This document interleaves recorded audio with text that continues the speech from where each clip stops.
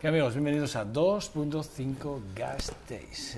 Hoy es día 5 de abril 2016. Arrancamos el programa con una primera portada, como siempre. Hoy hablaremos con el portavoz de Juntas Generales por la formación de Euskal Herria Bildu, Quique Fernández Pinedo. Ya se sienta con nosotros, hablaremos con él en 2 segundos. Deportes. Hoy, bueno, pues ya saben, Baskonia jugará su último partido de este top 16 con la cabeza ya puesta en el top 8.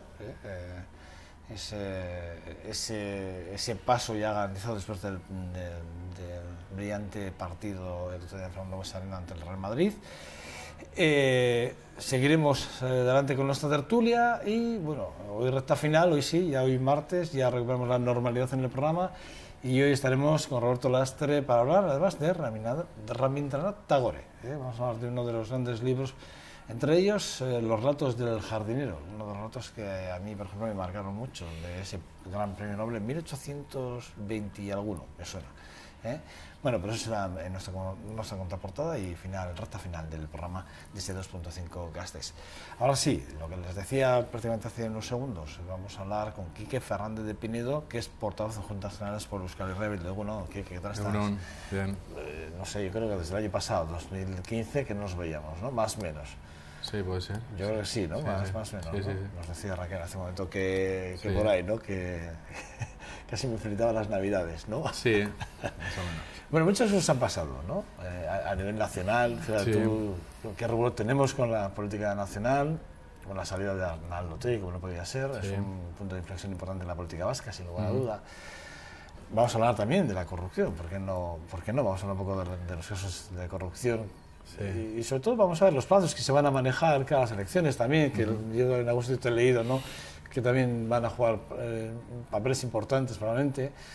Bueno, vamos a hacer un poco repaso a todo lo que ha pasado, que no son pocas las cosas que han pasado. A mí, lo primero que, cogiendo tu Twitter esta mañana a primera hora, veo que ya retuiteas a José Ramón Mariño, con ¿qué se esconde realmente tras los papeles de Panamá, ¿no? Y tú lo retuiteas realmente. Sí. Bueno, Quique, retuiteas esto porque entiendo que te haces la misma pregunta, ¿no? Sí, yo tampoco afirmo nada, ¿no?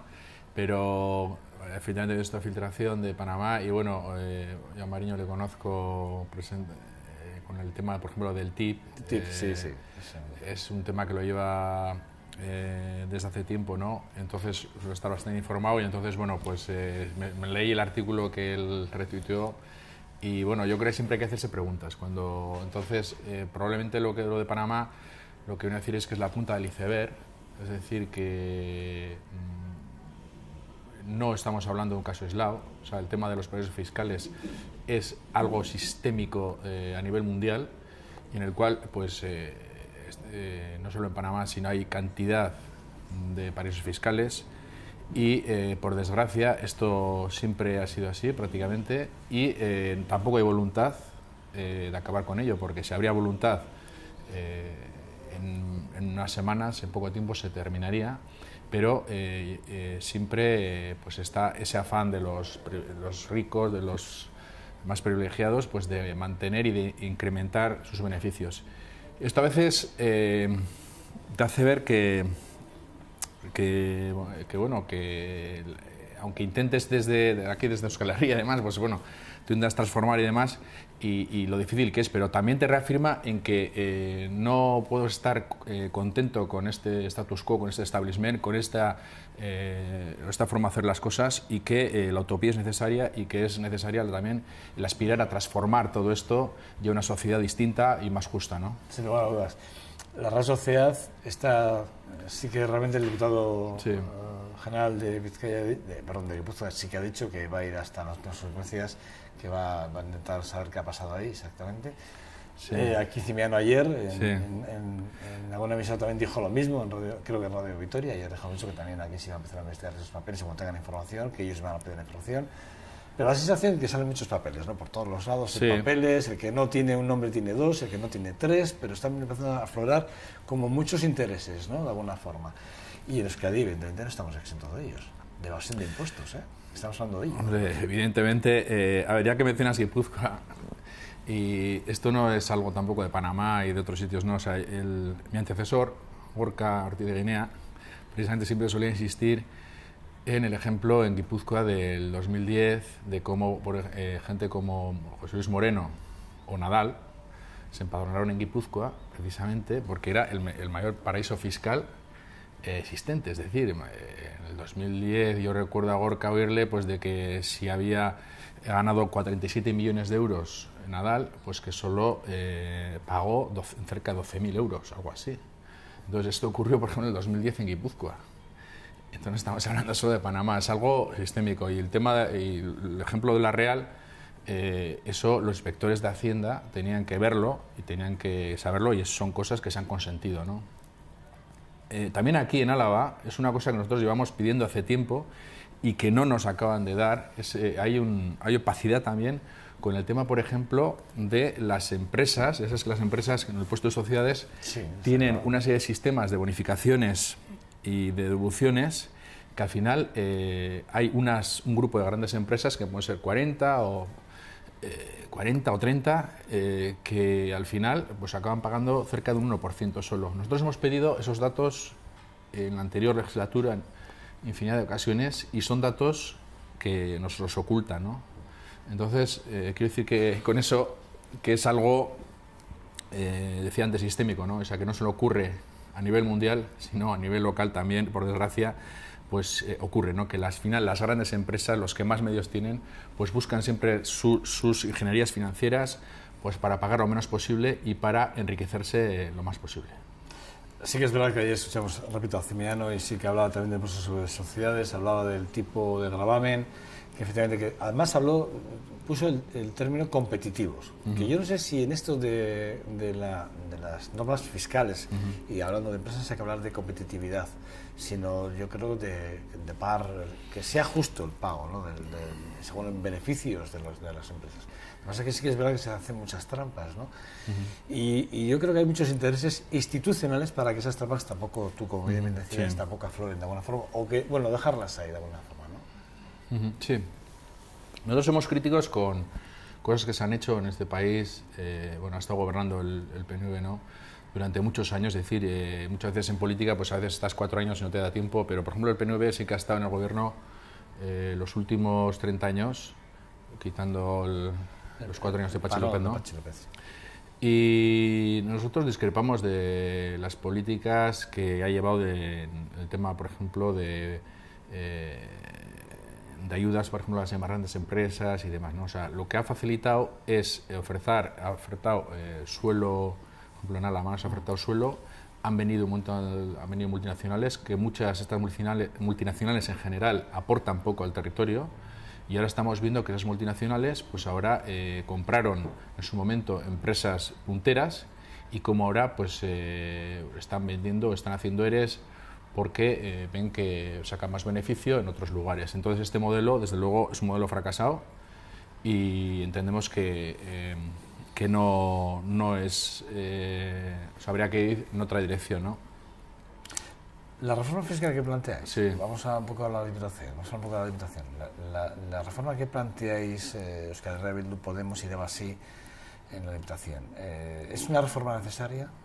Sí. Habéis planteado varios puntos, es decir, sí. Yo cuando leo, habléis del IRPF, habléis sobre el impuesto de los beneficios a la empresa, que por cierto habléis del 25% del I+D+I, que es uno de los límites que fijáis, habléis sobre el tema de las riquezas, que aquí no leo la palabra SICAP en ningún momento, entiendo que está implícita, pero no la leo, ¿no? Y habláis del impuesto sobre actividades económicas, que por cierto, también habrá que hablar del IBI, y del catastro de esa reforma, que también va a afectar a los ayuntamientos, que es una noticia que sabemos de hace unos días o un día. Esta reforma, el PNV dice, Cimiano dijo o ha dicho que mínimo la reforma que está hay que dejarla funcionar 2 años para saber dónde están los pros y los contras de esta. Sí. Bueno, todo esto viene de decir una contrarreforma, nosotros llamamos contrarreforma, en la cual se juntaron PP, PNV y PSE para, hacer hace año y medio, 2 años, hacer esta contrarreforma, y nosotros somos críticos con este planteamiento, Y nosotros siempre, pues efectivamente, dice Cimeno dice una cosa, nosotros vamos a decir otra, entonces ¿quién tiene la razón? Nosotros lo que decimos a la gente es que mire las estadísticas y que mire la presión fiscal europea. Y entonces se dará cuenta, cualquiera que mire los datos, que la presión fiscal en el Estado español y en el País Vasco es bastante inferior a la media europea. Y entonces si queremos un estado de bienestar, si queremos una buena sanidad, buena educación, está claro que es imprescindible el que haya una aportación de los que más tienen, ¿no?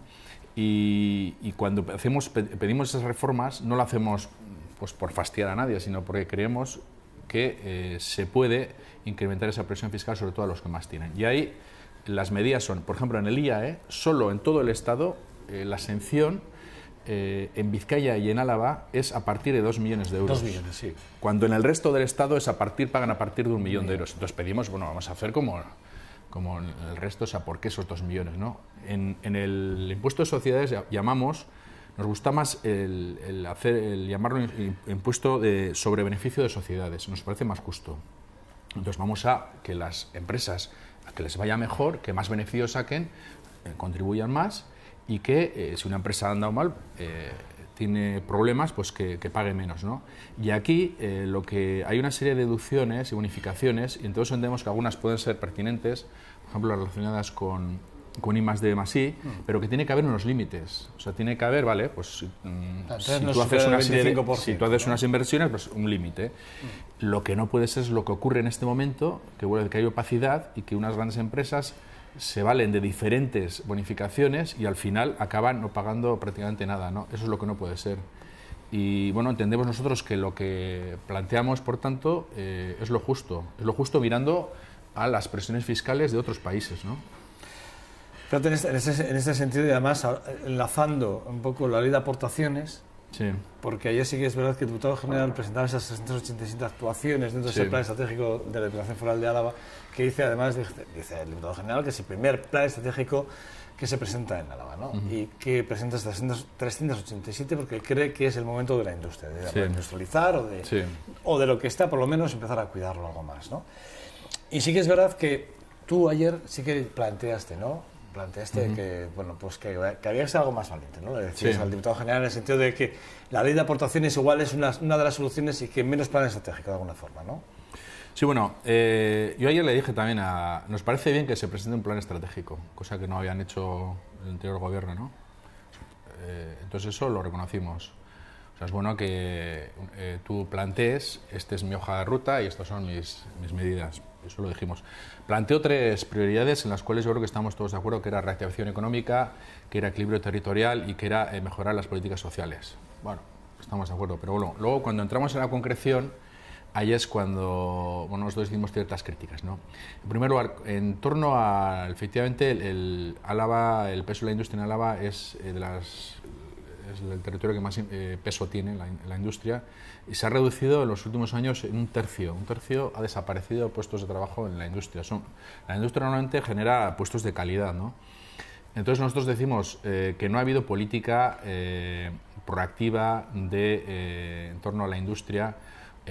No ha habido, o sea, lo que ha habido ha sido, pues eso, lo que te comentaba antes, el dar facilidades para que se instalen otras empresas grandes, multinacionales, y que entendemos que además en tiempos de crisis lo que es una oportunidad para reinventarse y para plantearse una transformación del tejido industrial, para ver lo que tienes y para intentar buscar nuevos nichos de empleo, para ver en cada comarca, en cada territorio, en cada cuadrilla, ver las necesidades que hay y hacer un trabajo para fortalecer ese tejido industrial, para que las empresas que puedan estar en crisis estar apoyando a esas empresas, tomar medidas que apoyen todo eso.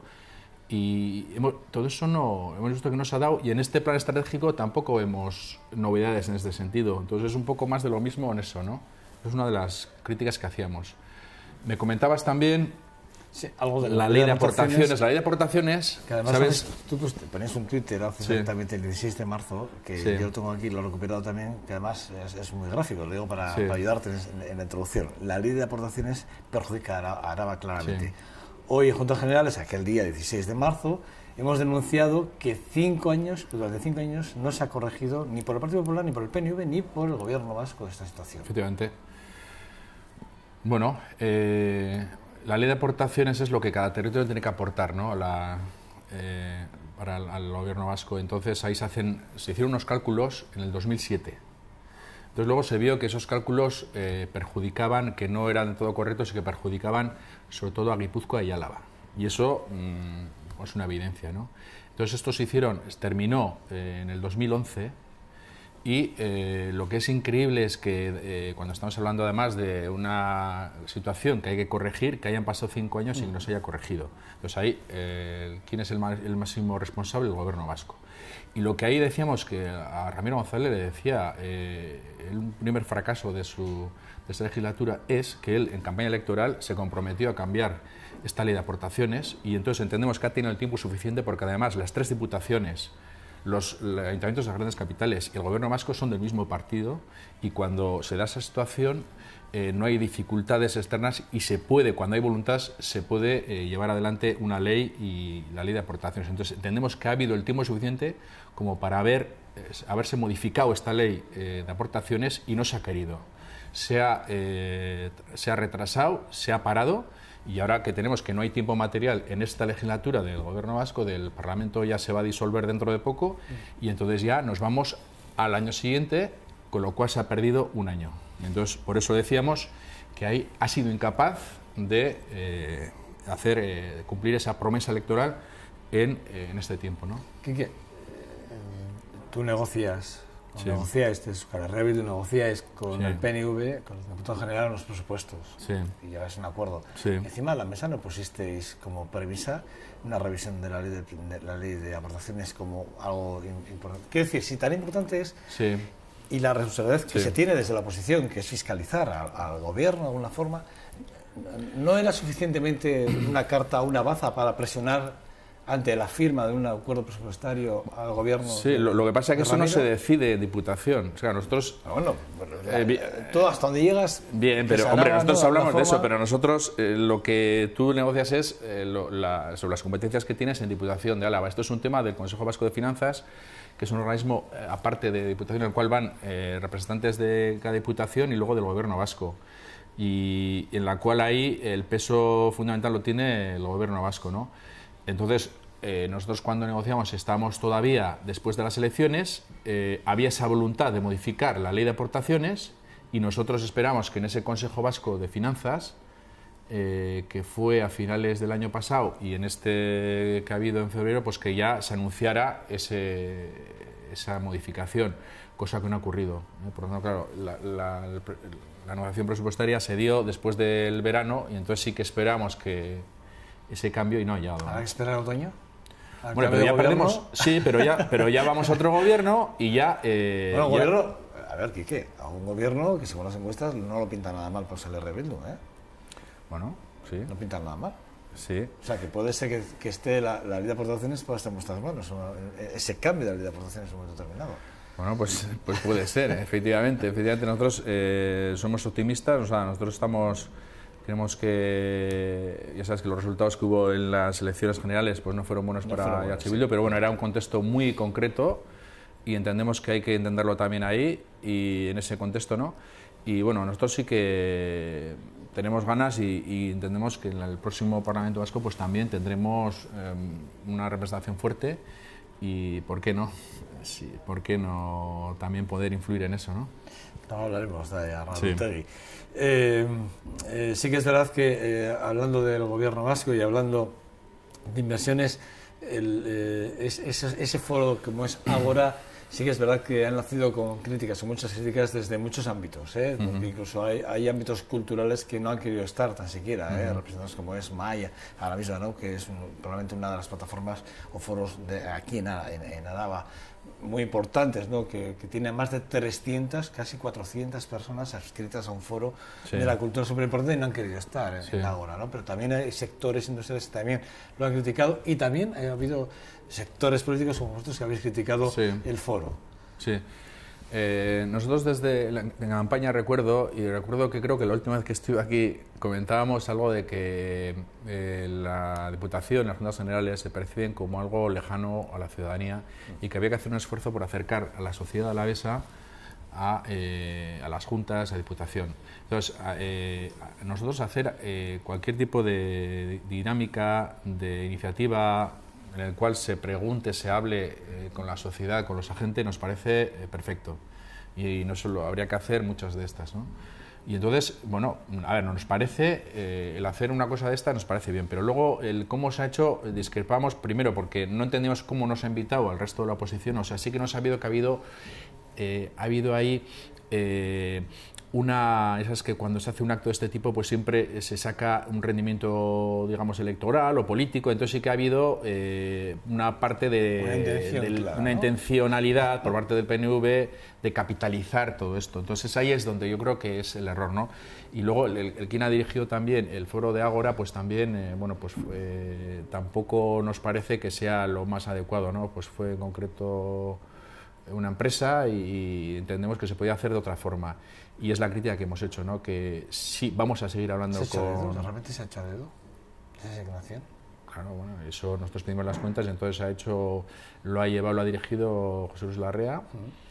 Por ejemplo, en Álava hay empresas de participación y de facilitación interesantes que podían haberlo desarrollado de una forma más barata además, y lo habían hecho perfectamente, ¿no? Entonces, bueno, sí que haya habido ciertas cosas que no nos han gustado, ¿no?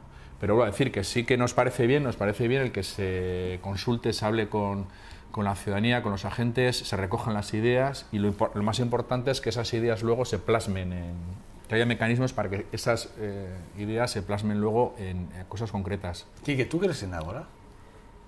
Pues es que todavía al no haber participado, o sea, para cualquier proceso participativo, para que realmente funcione, es importante el que tú lo vivas, el que desde el principio tú participes y tengas esa vivencia. Entonces, como no he tenido esa vivencia, como no he participado, pues no te puedo decir que bueno, que no te puedo contestar. Yo tampoco vas a volver otra vez aquí, en los meses que estás aquí, te voy a preguntar, pero entiendo que ya has tenido esa entonces, cuando vuelva, cuando en la segunda, si participamos, pues entonces ya te contestaré. Sí. Bueno, las inversiones en Foronda, vamos a recibir ahora del Gobierno vasco unas creo que son 500.000 euros que nos deben desde el 2014, si no me fallan las cuentas o los números. Pero sí que es verdad que son muchísimas inversiones, porque hemos invertido 500.000, vamos a invertir 200.000 de aquí al 2017, pero venimos de invertir otros 290.000, otros 300.000, y seguimos invirtiendo en hacer vuelos en fechas muy concretas. Yo no me imagino el aeropuerto de Loiu, Bilbao, o mismamente el de, no sé, Burgos, o invirtiendo dinero para que esos pasajeros vuelen. Yo no me lo imagino porque entonces no tendríamos dinero para pagar los vuelos. Sí. Y aquí parece que nos sobra el dinero. Bueno, sí, el tema Foronda, que es muy recurrente, ¿no? Nosotros hemos dicho, antes te hablaba de la ley de aportaciones y te decía, y lo reafirmo, que tanto en la ley de aportaciones como en Foronda, como el tema que ha pasado con la logística con Pancorbo, pues como a veces los que están en el poder, en este caso el PNV, pues en vez de primar los intereses de país, miran intereses económicos parciales. Bueno, en este es un ejemplo. ¿Dónde está la política de país? ¿Dónde está después de 30 años? O sea, es que somos incapaces de que si en la comunidad autónoma, por ejemplo, hay 3 aeropuertos, y luego aparte está el de Nafarroa o el de Iparralde, si hay 3 aeropuertos en la comunidad autónoma, es que en 30 años no somos capaces de llegar a una complementariedad entre aeropuertos y de tener una visión de país. Es lo que nosotros criticamos y entendemos que no, aunque sea competencia ajena, entendemos que sí que se tenía que haber dado ya esa complementariedad entre aeropuertos. Y eso es lo fundamental. Yo creo que pasa a medio plazo, eso es la medida más importante. Además de esto, está claro que el tema de mercancías pues se está afianzando, cada vez tiene más importancia. Eso es importante también el tema de la H24. Y bueno, el que haya esfuerzo, ahora está habiendo esfuerzos pues para relanzar lo de Foronda, pues bueno, pues el que se trabaje nos parece bien. Nos parece también que el tema de los vuelos charter pues que puede ser una solución más estable y más de futuro, más que lo que se hizo, pues aquel vuelo a Nueva York que se perdieron 200.000 euros. Entendemos que tienen que ser medidas que sean estables y que no sean temporales de un día para otro, plantear un vuelo que luego igual sale, igual no sale, que luego otra vez perdemos dinero. Entonces vamos a ir hacia fórmulas que den estabilidad y de futuro, pero pasando por esa complementariedad entre aeropuertos. Nosotros también planteamos, además de esto, un polo de innovación favoreciendo la industria aeronáutica en Miñano, apoyando también a Foronda. Es una de las cosas que hemos presentado en el presupuesto para hacer un estudio sobre esto. Entendemos que se dan las circunstancias y para potenciar un núcleo de este tipo. Miñano está medio muerto, está al 30%, lo están dejando morir. Entonces decimos, vamos a aprovechar Miñano, un centro tecnológico, para apostar por un núcleo de formación y de creación de empresas en relación a la aeronáutica, a composites, a drones y a mantenimiento de aeronaves, hablamos también, y por ejemplo también eso lo estamos trabajando, ¿no?, en este momento. La ley municipal, la ley de ediciones que se aprobará ya en breve, creo que este próximo jueves creo que ya se votará, y ley de tasas y precios que también se va a votar gracias al acuerdo del PNV y Euskal Herria Bildu. Parece ser que no solo en la Diputación Foral de Álava, sino en el Gobierno vasco también Euskal Herria Bildu busca esa confluencia con el PNV o el PNV con Euskal Herria Bildu, me da igual. Pero sí que es verdad que la ley municipal es importante para los ayuntamientos porque les va a dar un margen y sobre todo van a estar dentro de lo que es ese foro de las finanzas, digamos, vascas, de alguna forma, ¿no? Sí, efectivamente. Ya lo he dicho antes, nosotros tenemos modelos económicos diferentes, somos diferentes, pero sí que entendemos que hay que avanzar en puntos en los cuales son claves para el desarrollo del país, hay que trabajar conjuntamente. Estos son uno de ellos, ¿no? Una ley municipal, lo que es una aspiración que desde hace años se pedía, y porque además afecta a todos los pueblos de la comunidad y esto pues entendíamos que era innecesario hacerlo. Entonces ahí, por ejemplo, estamos satisfechos con lo que se ha conseguido y además no solo ha sido esta ley municipal, sino que está habiendo detrás de esta ley municipal también algunos otros acuerdos, está también el tema del EUDEL y bueno, entendemos que no es incompatible, es decir, que cada uno tiene que marcar, digamos, su política. Nosotros desde H. Bildu en este momento es de la oposición, pero que en temas que son importantes para toda la ciudadanía, que es importante también llegar a acuerdos, ¿no? Lo que sí que está claro es que se está viendo, ¿no?, como el PNV y Euskal Herria Bildu sí que estáis confluyendo en puntos muy importantes. Repito, que los ayuntamientos puedan estar dentro del Consejo Vasco de Finanzas es importante, que hará que ellos puedan negociar casi un 80% del presupuesto, y eso es un margen muy importante. Creo que es una buena decisión. Y luego hay que tener en cuenta que somos además la primera comunidad autónoma que tenemos de todo el Estado, que tenemos una ley tan buena como la que se va a aprobar este próximo jueves, lo cual quiere decir que de alguna forma, bueno, vemos que la transversalidad política entre fuerzas es buena y ganamos todos, ¿no? Esto debería ser más a menudo de alguna forma, ¿no? Eso es una cosa, la otra vez que estuvimos también te decía con respecto al presupuesto, ¿no? Nosotros entendemos que hay que primero ser transparente y ser coherente. Entonces, si tú con tu programa eres coherente y planteas planteas de base una negociación en la cual ves que se puede haber una mejora y que, como en este caso la ley municipal o el tema presupuestario, pues que suponía, si no íbamos a una prórroga de los presupuestos del Partido Popular, pues entendemos que eso es bueno y que llegar a acuerdos es bueno, siempre que nos hagan, que mantengas esa coherencia, ¿no? Y por ejemplo, la antítesis, digamos, de todo eso probablemente es lo que está ocurriendo a nivel nacional con las cuatro fuerzas, por ejemplo, que llevan 4 meses en las cuales están haciendo, pues, yo creo que lo contrario, que es una teatralización, en lugar de realmente pues trabajar, pues saber si hay posibilidades de llegar a un acuerdo o no hay posibilidades, ¿no? Yo creo que, por ejemplo, eso se está a nivel de sociedad está habiendo un hartazgo con lo que está ocurriendo, ¿no? Yo creo que son dos cosas, o sea, una antítesis de lo que se debe hacer, ¿no? Hay que pasar estas próximas horas, que parece que se van a reunir días y dicen que no se van a levantar de la mesa hasta que no haya un acuerdo. A ver qué pasa. Nosotros nos quedamos en nuestra tierra, que es lo más importante. El embalse de Barrón, es que son dos temas que además que estamos fuera prácticamente de tiempo, y sí que es verdad que el embalse de Barrón me gustaría tratarlo. Sí que es verdad, ¿no? Que hay, vosotros estáis diciendo que no, claramente, os posicionáis, o haga sí que levanta un poco el pie en ese sentido, pero vosotros estáis diciendo que no.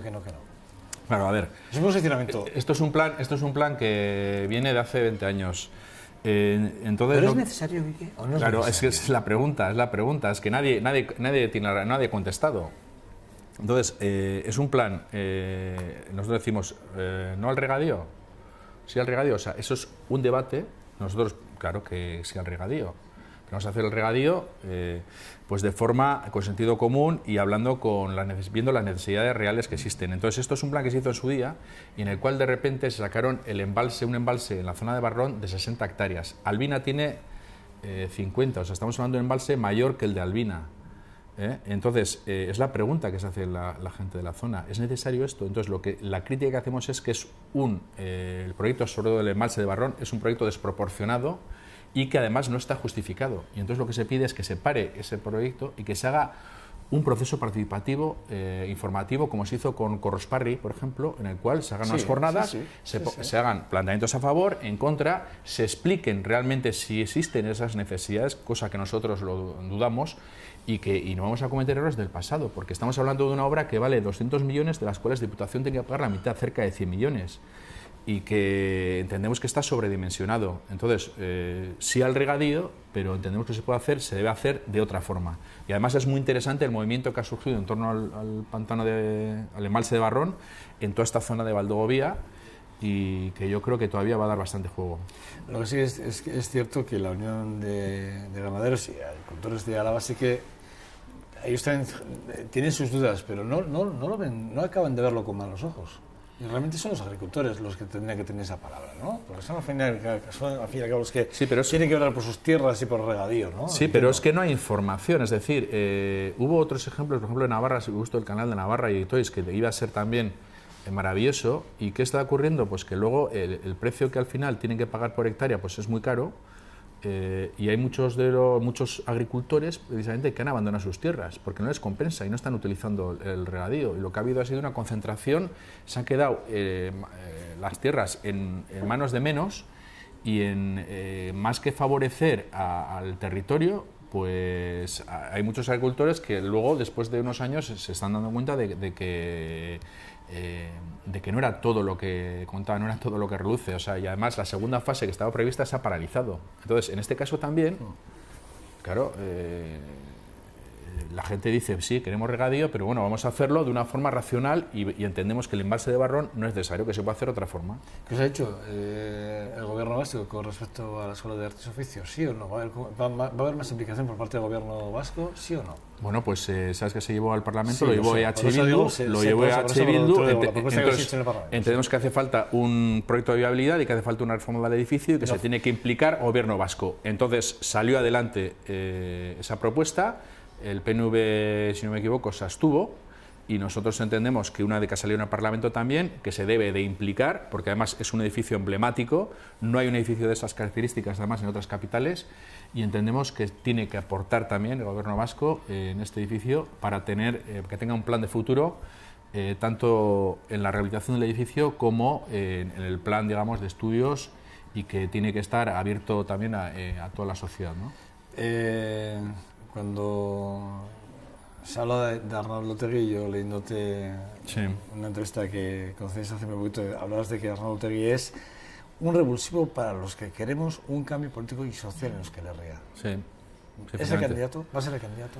Sí, bueno, hubo asambleas en diferentes pueblos, aquí en Gasteiz también hubo una asamblea en este sentido y no hubo dudas. O sea, la gente, además es un político que ha estado encarcelado precisamente por la fuerza que tiene como líder y como líder carismático.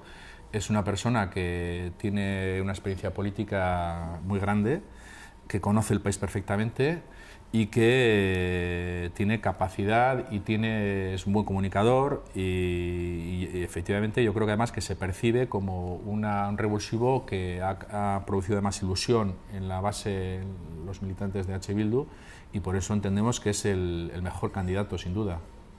La verdad es que no tenemos mucho más tiempo, pero la corrupción entrará seguro, digo porque yo ya te he leído la cuestión, que seguro que por tiempos y por plazos va a jugar un papel importante en los resultados electorales.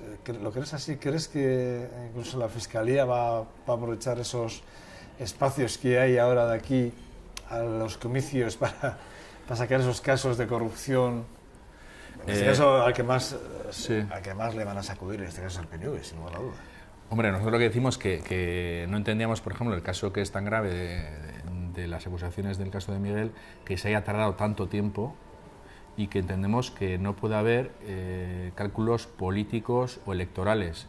Y es lo que decimos. Entonces, ahora, por ejemplo, hay un rumor de que si no hay elecciones generales, que quizás se adelantan las del País Vasco, las autonómicas a junio, cosa que no entendemos, que nos expliquen por qué hay que adelantar esas elecciones. Entonces, ¿qué pasa? Que estamos jugando con ese tipo de cuestiones, a ver cuándo es el juicio, si nos perjudica o no nos perjudica. Yo creo que la corrupción es una cosa muy preocupante, totalmente sistémica, que no ha aparecido además todo, solo ha aparecido una parte, y es lamentable que con todo lo que está ocurriendo además en el Estado español, pues la gente además siga votando, en este caso, por ejemplo, al Partido Popular. Y bueno, seguiría ganando las elecciones. Yo ayer yo lo escuché en la televisión, incluso el otro día, y bueno, pues todavía decía pues que son casos aislados, que todos hacemos algo mal. O sea, me pareció totalmente decepcionante, ¿no? Entonces, que con todo lo que está ocurriendo, que todavía se hable en esos términos de la corrupción, es inasumible. Es inasumible en una sociedad democrática. Quique Fernández Pinedo, siempre es un verdadero placer tenerte en este programa, en este 2.5 Gasteiz. Y la verdad es que, bueno, todavía me quedo con más cosas al tintero, pero bueno, como se ha pasado rápido son muchas cosas, la verdad es que como venís de Ciento en Viento, al final hay que hacer un repaso de todo lo que hacéis y decís, no sé, un poquito de esa idea. Es que caso. Vale, Suri. Venga, ahora. Bueno, nada, vamos a velocidad y vamos a hablar de deportes, que por aquí está ya el jefe de redacción deportiva de esta casa, Jon Dos Santos. Hasta ahora.